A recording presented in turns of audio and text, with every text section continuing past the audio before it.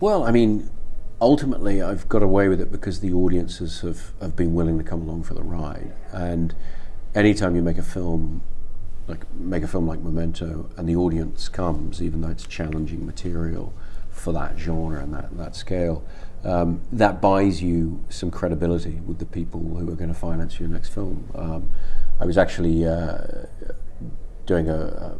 talk at the National Film School last night, and somebody put up their hand and said, well, how do you pitch a project like Inception? How do you film like Inception made? And I made a joke, somewhat glibly, just saying, well, the first thing you do is you make The Dark Knight, because it made a huge amount of money for the studio, and then you come in with Inception and say, okay, how about this? But even though I said it as a joke, there was a lot of truth to it, because really it was about Warner Brothers showing a lot of trust,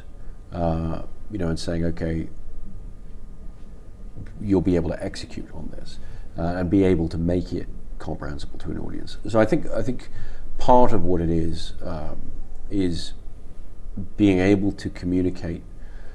how you're going to get this across to the audience when you talk to the studio about it, and not show a disregard for the audience